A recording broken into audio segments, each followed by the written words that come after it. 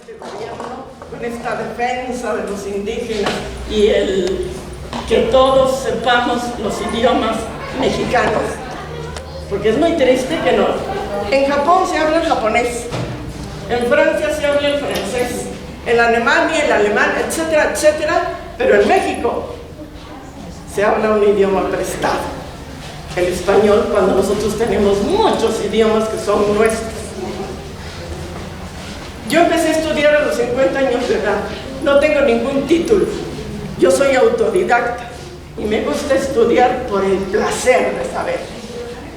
Y entonces me doy cuenta de qué triste que hasta que cumplí 50 años y entré a una escuela de náhuatl, empecé a saber dónde nací. Soy privilegiada de haber nacido en este maravilloso país.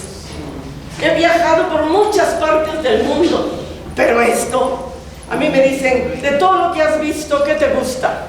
¿Qué es lo que más te gusta? Yo voy al extranjero y veo lo que hace el hombre, el gótico, el barroco, el churrigueresco, las pagodas, los alminares, en fin. Pero cuando estoy en México solo veo lo que hace Dios. Y es en serio, muy en serio. Bueno, entonces, los mexicas, dice el códice. Códice es una palabra europea.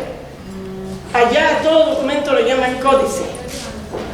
Por eso los que robaron, compraron o se los regalaron nuestros Amochtli, pasaron a ser códice. Por ejemplo, el códice Da Vinci no existe. Eso no existe. Los códices en Europa llevan el nombre de la persona que lo posee. Por lo tanto, Códice Vaticano, Códice Lutal, etc. Códice Boturini, Códice Mendocino, pero no nos dice de qué se trata, porque el nombre que lleva el códice es de su poseedor, ya sea un particular o una empresa.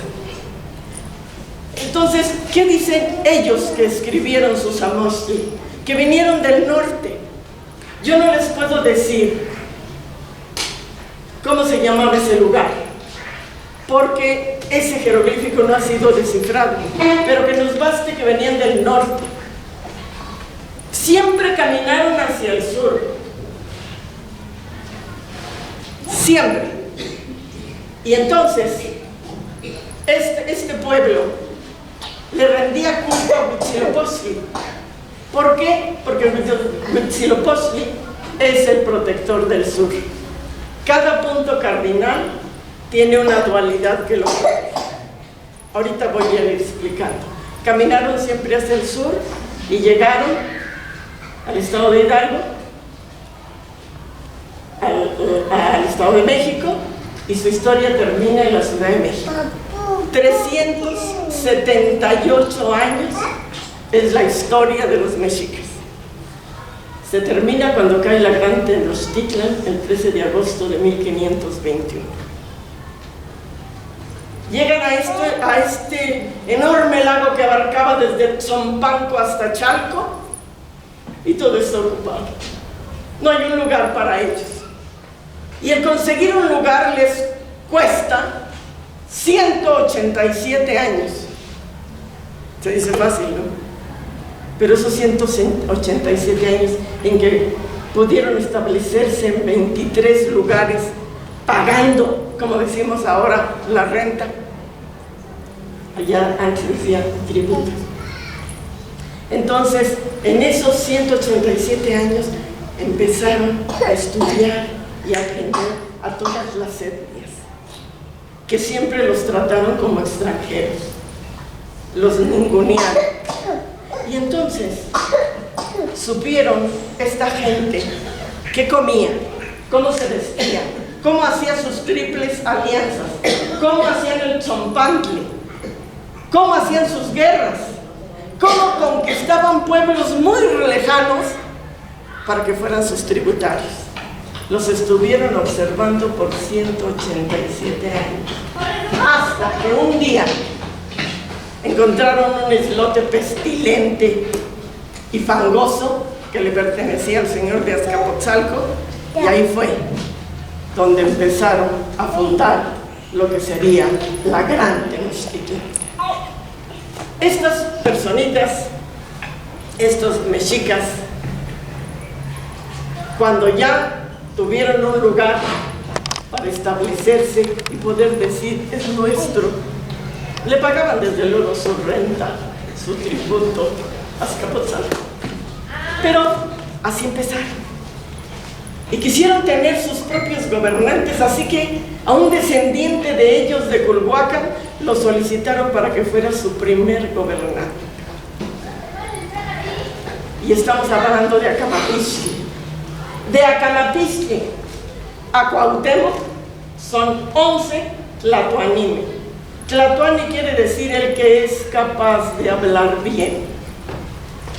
Y durante esos 11 gobernantes, el señor Moctezuma Xocoyotzin, que es el que gobernaba cuando llegó Cortés, había ya dominado no solo este enorme lago, a casi todo Anáhuac, hasta Nicaragua, que quiere decir aquí termina el Anáhuac. Los que hayan ido a Nicaragua, bueno, se sorprende uno de ver que todos los pueblos se llaman Anáhuac. Y si va uno a su museo de los nicaragüenses, pues ahí vemos a lo que para nosotros es muy familiar, los voladores de Papantla. Pues es muy lógico porque fueron dominados por los mexicas. Entonces, esta historia, que es muy conveniente saberla, también es muy entre lo que es conveniente saber en qué creían. Estos mexicas copiaban todo lo que les parecía interesante. Cuando estuvieron, dice García Purón, Manuel García Purón dice, que cuando estaban en contacto con los michoacanos, aprendieron los sacrificios humanos. O sea que ellos no practicaban eso. Cuando estuvieron en Teotihuacán, que era una metrópoli abandonada, entonces ellos, voy a hacer una pausita. Aquí hay unos lugarcitos, amigos, los que gusten. Continúo. Entonces, a esa metrópoli abandonada, todos sabemos que Teotihuacán fue abandonado en el 650 de la era cristiana. Entonces, cuando ellos llegaron ahí, les impactó tanto esa metrópoli que le copiaron el tablero, el talud y ornamentar con cabezas de serpientes, que es lo que vemos en Templo Mayor.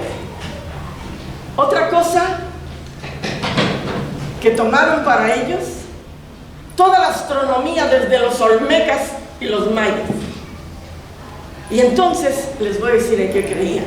Ellos creían en una cruz. La barra vertical hacía un centro con la barra horizontal y en medio, en el centro, había una dualidad. Ellos no creían como en la India en una trinidad, ni tampoco creían como la Iglesia Católica en una trinidad. Ellos en una dualidad. ¿Y qué cosa es la dualidad? No nos imaginemos que es contrario, es complemento. Voy a ver si me explico. Lo negro es el complemento del blanco. El mal es el complemento del bien. La oscuridad es el complemento de la luz. Ese era su credo. De manera que en el centro de esta cruz estaba la dualidad Coatlicue y Tlaltecutli, el Señor de la Tierra, la Señora de la Tierra. Hacia arriba, 13 cielos que terminaban con otra dualidad, el Señor y la Señora 2. Y hacia abajo del centro, 9 inframundos que terminaban con la dualidad, el Señor y la Señora de la Muerte. eso? El 13 para ellos era un número sagrado, el 9 también, el 52, porque cada 52 años hacían su ritual del fuego nuevo. Pero esto todo es astronomía. ¿Por qué 13 cielos? Porque ellos sabían que los astrónomos de todos los pueblos avanzados de la época, incluyo a los chinos, porque si ustedes ven los códices de los chinos, ahí lo dice, todos los pueblos antiguos creían que la Tierra era plana. ¿Hasta cuándo sabemos que la Tierra es redonda? 1492. Entonces siempre pensaron que la Tierra era plana y que estaba sostenida por dioses. Y esa gente observaba los pueblos civilizados de la época que tenían astrónomos, veían 13 constelaciones que nosotros, los de ahora, llamamos constelaciones zodiacales. Ellos veían una constelación más que nosotros, entre Escorpión y Sagitario. Ahora solo vemos 12. Sabemos ahora, gracias a los astrónomos, que cada constelación avanza 2166 años y que su recorrido completo 2166 por 12 igual a 25.992 años. Cada 25.992 años gira todo. Aprendieron de los mayas el 9 era que ellos observaban 9 planetas, entonces los 13 cielos y los 9 inframundos. Ellos el 52 lo celebraban justo cuando Aldebarán, las Pléyades y Venus se alinean, y entonces es el ritual del fuego nuevo. Todo es astronomía. Los mexicas, con su creencia en la dualidad, con su creencia en esto, ya vamos sabiendo un poquito los mexicas antes de llegar aquí, cómo concebían la muerte. Ellos también creían en los soles, porque los establecieron los mayas. Cuando los mayas ya tenían bastante conocimiento astronómico, fijaron su primer sol. Lo fijaron en el 3720 antes de Cristo. Y si hacemos la cuenta, ¿cuánto dura un sol? 1144 años. ¿Cómo sale esa cuenta? 52 por 13 más 52 por 9 igual a 1144 años. De manera que si hacemos la cuenta, ahorita estamos en el sexto sol. El gobernante Ixcoatl, mexica, mandó hacer la piedra del sol, que la gente le llama el calendario azteca. Para nada, es la piedra del sol. Y ahí ellos sabían que estaban en el quinto sol. Y gracias, yo lo oí en las noticias, a lo mejor algunos de los presentes también. Yo me enteré por un noticiero que habían encontrado un pedazo de una estela maya que coincidía con 2 pedazos que ya se habían encontrado antes y que estaban en museos distintos. Así que los juntaron y pudieron leer que tenemos 2 conocimientos de él. Que el sexto sol, el quinto sol se termina en 1999 con el último de los 13 cielos. Y entonces empezamos en el 2000, en el sexto sol, con el primer inframundo.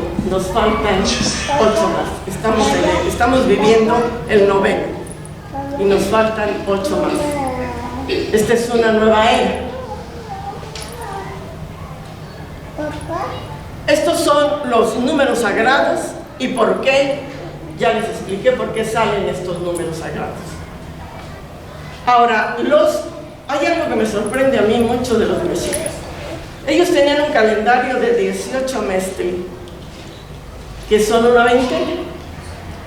Y el primer animal que ponen en el primer día de la veintena es un cipactli, que es un animal que le falta la mandíbula inferior.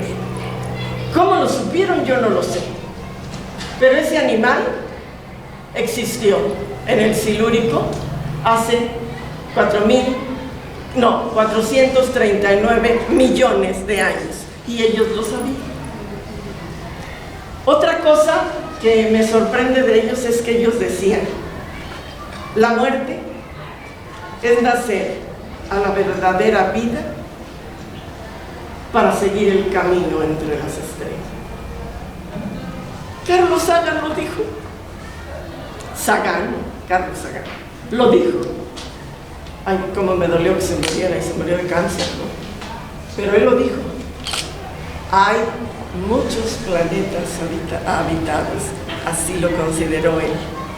Pero estos se adelantaron a su tiempo, porque ellos decían que la energía vital es indestructible y que al morir uno cambia de forma, cambia de lugar y cambia de circunstancias. ¿Y cómo vemos esto en las películas de ciencia ficción, verdad? Que algo saben, por eso lo hacen así. Y entonces, ¿qué pasa con los mexicas? Tenían otra frase bellísima. Decían: nosotros somos como las estrellas, todas diferentes, pero todas trabajan juntas para que el día amanezca. Les platico esto para que vean la sabiduría de esta gente.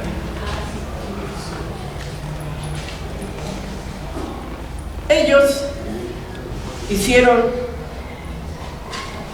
una triple alianza con Tacuba y con Texcoco en la época de Nezahualcóyotl.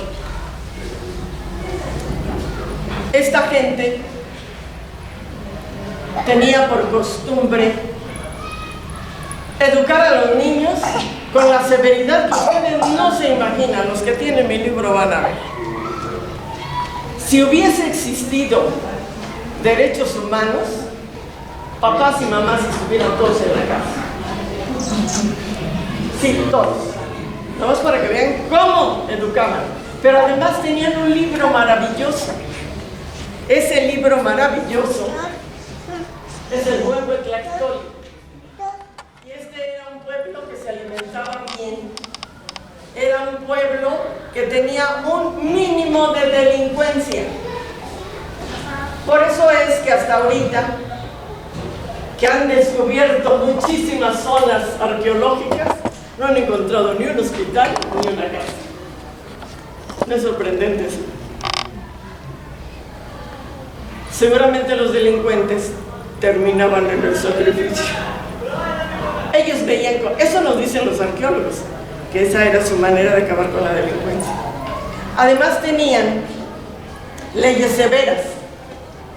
Se castigaba con la pena de muerte, que era por lapidación,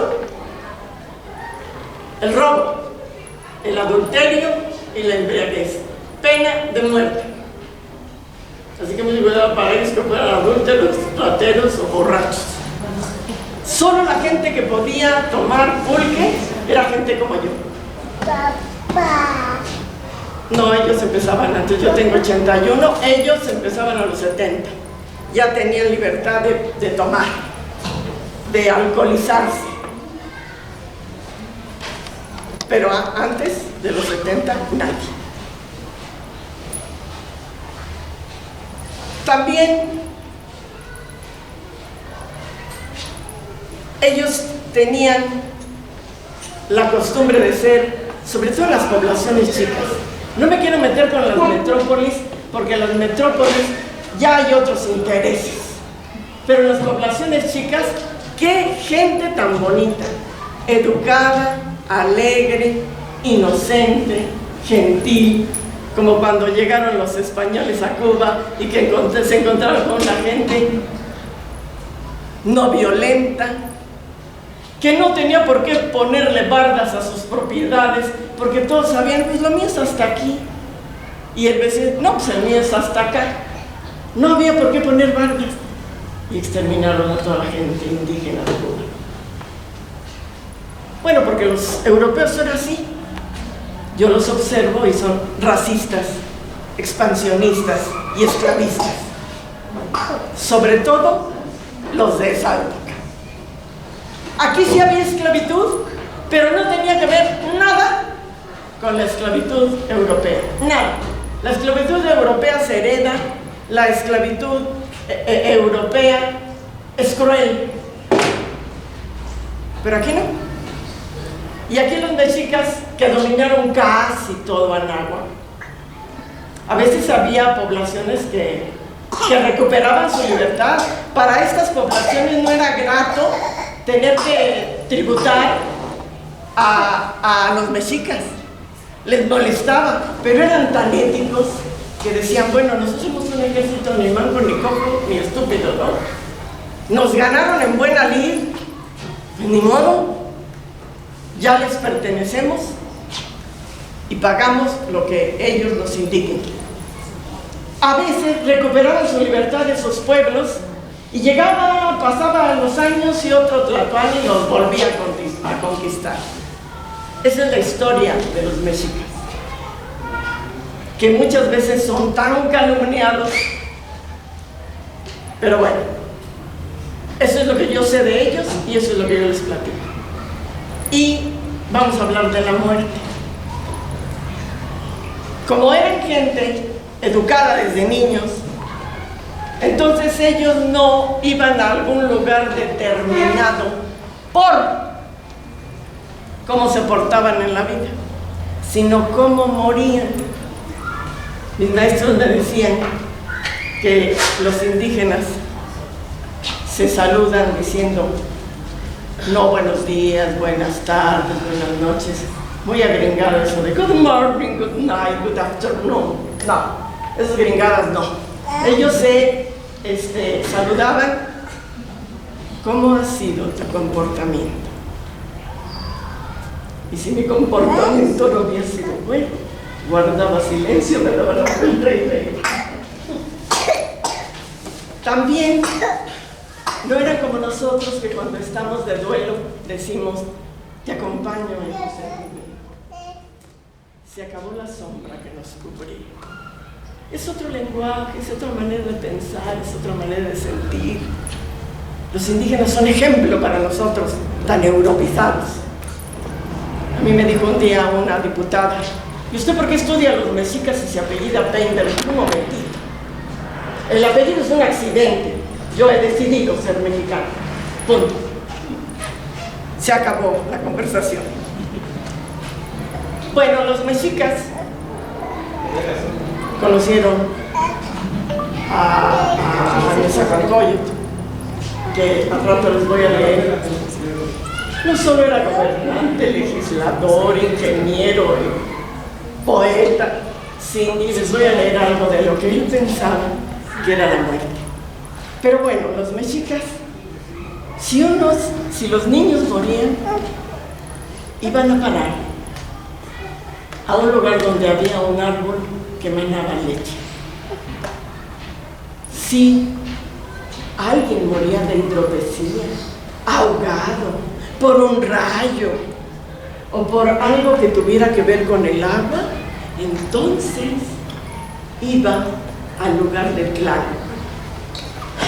Las mujeres en el parto eran consideradas guerreras, así que los guerreros águila, los guerreros ocelote, lo que querían era una reliquia de esa mujer, algo de esa mujer que les servía de amuleto. Pero si los guerreros en guerra ellos morían, se iban al lugar del sol. Esas eran sus creencias. Y, por ejemplo, el códice florentino nos dice que cuando morían, los hacían un bulto funerario y con una riata hacían unos trazos, digamos, el cuerpo ya anudado, primero con una tela y luego con el mecate, era el símbolo Olin. Y luego les ponían una piedra de jade en la boca. Pero también había entierros de olla que los hemos visto en los museos, y era que los incineraban y ahí metían los huesos. Y como no había panteones, siempre se enterraban los seres queridos en casa, en donde uno residía. Ustedes se acordarán que a los griegos, al morir, les ponían una moneda en cada ojo. Cada pueblo tiene sus usos y costumbres.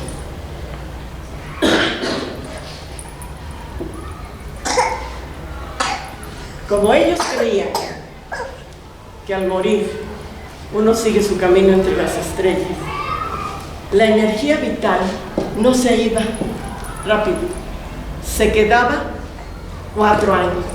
Por lo tanto, le ponían una ofrenda a los muertos durante 4 años. Y esto debemos saberlo todos. La consigna de Cuauhtémoc, preciosa. La danza prehispánica y la ofrenda prehispánica no está escrita en ninguna parte. Se conoce por tradición. Por ejemplo, la consigna de Cuauhtémoc ahora, actualmente, está escrita en 13 lenguas indígenas. La danza prehispánica no se llama danza prehispánica, se llama chitontiquiza. Y la chitontiquiza la danzan de acuerdo a la tradición. Lo que los ancianos les dicen, pues se hacía así, de esta manera y de esta otra. Y en cuanto a la ofrenda debe ser circular sobre el suelo, con los 4 colores de lo que nosotros llamamos los puntos cardinales, y que los protectores tienen su color: Tezcatlipoca negro, Tezcatlipoca azul, Tezcatlipoca blanco y Tezcatlipoca negro, blanco, azul y rojo. Bien, se adorna con cempasúchil, se pone chocolate, maíz de todos los colores, el nuestro, frijoles de todos los colores, de nosotros, y barro, carrizo, incienso, aceite. Lo que no se debe poner nunca en una ofrenda prehispánica es vidrio. Tampoco, ¿qué más le ponen? No se debe poner vidrio, no se pueden poner veladoras, y la ofrenda siempre van a distinguir entre una ofrenda tipo altar, eso es europeo, y una ofrenda a nivel de piso, eso es prehispánico. Y por supuesto no puede llevar retrato, porque el retrato es un descubrimiento, una invención, lo que ustedes quieran, de finales del siglo XIX. Entonces no debe llevar ningún retrato. Ahora voy a leerles 2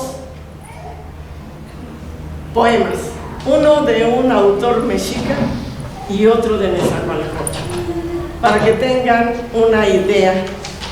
Pónganle atención para que vean la diferencia. Los mexicas creían que morir es nacer a la verdadera vida para seguir el camino entre las estrellas.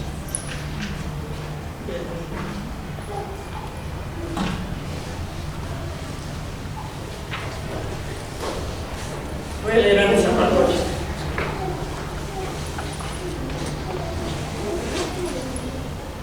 Como una pintura nos iremos borrando, como una flor nos iremos secando aquí sobre la tierra, como vestidura de plumaje de ave zacuán, de la preciosa ave del cuello largo, nos iremos acabando. Meditad de los señores, águilas y tigres. Aunque fuerais de jade, aunque fuerais de oro, también allá iréis, al lugar de los desencarnados. Tendremos que desaparecer. Nadie habrá de quedar. Eso escribe Netzahualcóyotl de la muerte. Netzahualcóyotl Texcocan. Netzahualcóyotl, que su biografía es muy parecida a la de David, el de la Biblia.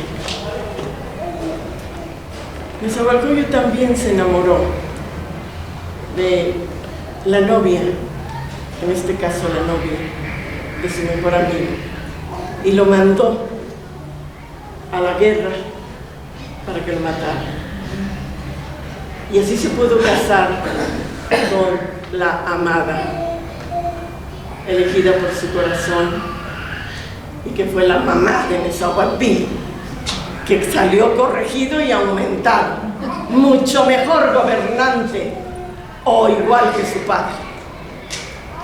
Y es muy probable que Nezahualpil, ahorita no tengo preciso el dato, haya sido o el papá o el abuelo del que ahora conocemos como San Juan Diego Cortés Cuautlator, porque Juan Diego era el jefe militar de Texcoco y su hermano era el Tlatoani, Huitzilihuitl, que odiaba, no como Nezahualcóyotl, que era el aliado de los mexicas.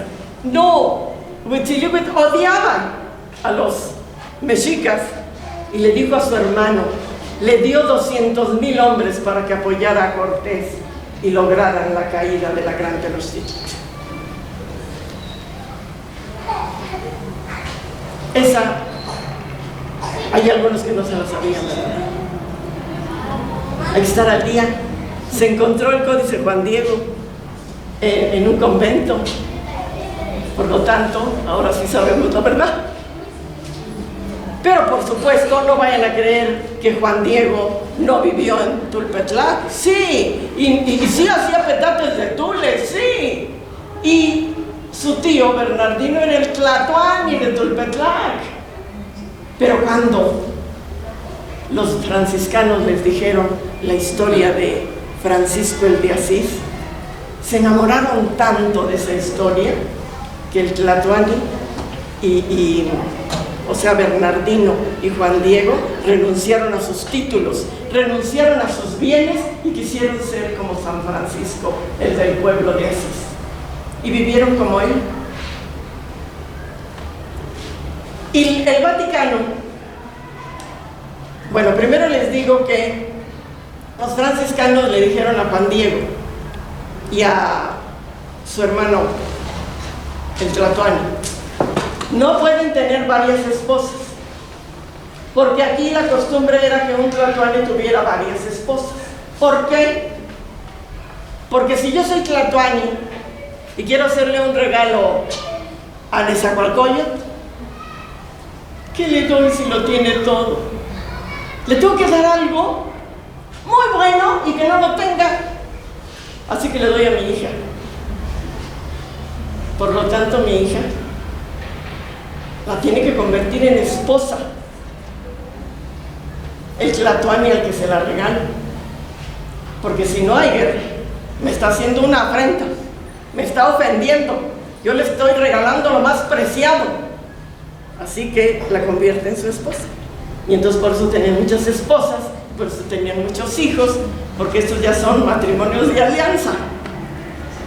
Bueno, entonces les dicen los franciscanos a Juan Diego y a su hermano, no pueden tener muchas esposas, solo una, que será la legítima de acuerdo a nosotros, los franciscanos. Los van a bautizar, les van a poner un nombre católico Y entonces, ¿qué pasa? Pues que Juan Diego dice, ah, bueno, pues yo me caso con mi prima, la hija de Bernardino, la nombran Lucía, y esa es su legítima esposa. Ya lo que hubo antes, ya no cuenta. Y entonces Huitzilihuitl dice, bueno, pues entonces yo me caso con la esposa de mi hermano, con el que tuvo 3 hijos, y entonces vas a ser la legítima esposa de Huitzilihuitl, su cuñada. Y entonces, dice la leyenda, esto no es seguro, dice la leyenda que el 12 de diciembre de 1531 se le apareció la guadalupana, y todos sabemos que en la tilma, ¿verdad? Pero la verdad es que Vaticano acepta esta fecha por tradición, porque no hay prueba de ello. Pero conocen el Tepeyac, ¿verdad? En el Tepeyac, la primera capilla que hubo era para la Virgen de Guadalupe española, y ya el arzobispo Montúfar mandó que se hiciera una para la guadalupana mexicana, sobre todo cuando oyó al padre Bustamante decir que venerar a la guadalupana mexicana era una herejía, y entonces él dijo no, y entonces ya empezó el culto a la guadalupana mexicana.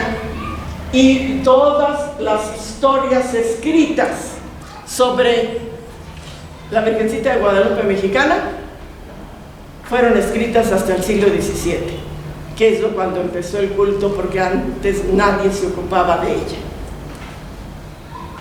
Ahora voy a leerles el poema de este autor mexica. Ya les leí lo de Nezahualcóyotl, que es así como que una desesperanza, ¿verdad? Bueno, nada es para siempre, todo es temporal. Y este Coyolchuqui dice, así lo dejó dicho Tochihuitzin, así lo dejó dicho. Salimos del sueño, solo vinimos a soñar. No es cierto que vinimos a vivir sobre la tierra. Como hierba en primavera es nuestro ser. Nuestro corazón hace nacer, germinan flores de nuestra carne.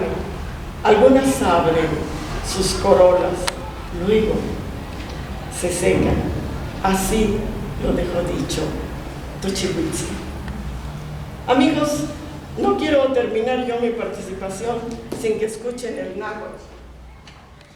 Necesita un poema. Ay, si yo presumida, no canto. Ay, si soy chabricos bienes. Las dos,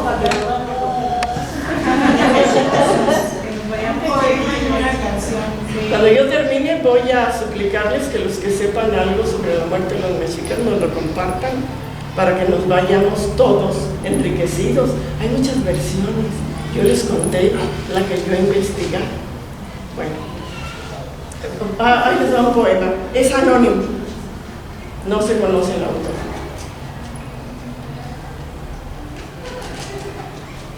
Nochicualtzin, Tehual, Tizochicualtzin, Nehual, Nitlamiquihuistli, Tehual Tilnopiltic, Ochihuanemilis, Neshpactia no Ijiyuwilis, Istagmistli, Ocachi Siuca, Huacualtzin Avellani, Chipapac Atl, Tehual Tinotzopelix Tlatemiquis, Vaginistlanestili no Ecahuili, Nochipa Sinesinamiquilis, Anehual Amnimitzilcab. Mi mujercita, tú eres bellísima flor, yo soy punzante espina, tú eres ventura hecha vida, que alivia mi sufrir. Blanca nube, la más ligera, precioso manantial de agua pura, tú eres mi dulce ensueño que alumbra mi oscuridad. Siempre recuérdame que yo no te olvidaré. Gracias.